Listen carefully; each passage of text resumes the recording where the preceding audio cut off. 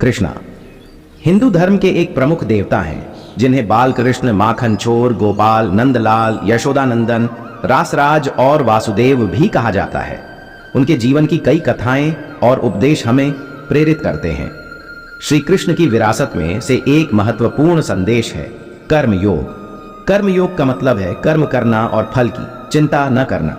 श्री कृष्ण ने अर्जुन को भगवत गीता के माध्यम से कर्मयोग का उपदेश दिया था। उन्होंने कहा था कि हमें कर्म करना चाहिए, परंतु हमें फल की आकांक्षा नहीं करनी चाहिए। कर्मयोग हमें निस्वार्थता की ओर ले जाता है और हमें अपने कर्मों को भगवान के लिए समर्पित करने की शिक्षा देता है।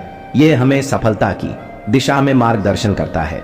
कृष्ण की ओर एक अद्भुत गणित है मित्रता का संदेश। उनकी दोस्ती के साथ ही बालाराम के साथ उनके नंद निवास की कहानियां हमें मित्रता की महत्ता सिखाती है। उनके दोस्ताना खेल खिलौने, गोपियों के साथ रासलीला और वनवास के दिनों में साथी गोपों के साथ किए गए शरारती काम हमें मित्रता के महत्व को समझाते हैं। श्री कृष्ण की एक और महत्वपूर्ण सीख है निष्काम कर्म। उन्होंने अपने पूज्य गुरु सनातन धर्म के रूप में कर्म का योग्य तात्पर्य बताया था। वे कहते हैं कि कर्म करना चाहिए, परंतु उसकी आकांक्षा नहीं करनी चाहिए। व्यक्ति को अपने कर्मों का परिणाम स्वीकार करना चाहिए, चाहे वह अच्छा हो या बुरा।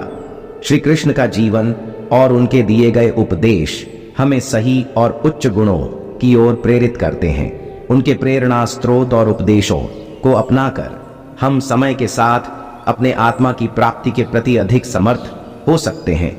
वे जीवन के विभिन्न पहलुओं में आनंद और समर्थता के माध्यम के रूप में हमें नई दिशा देते हैं। श्री कृष्ण के उपदेशों का अनुसरण करते हुए हम अपने जीवन को सफलता और संतोष से भर सकते हैं। भाई साहब, वीडियो पसंद आए हो तो लाइक सब्सक्राइब करें। दोस्तों, मिलते हैं नेक्स्ट वीडियो में।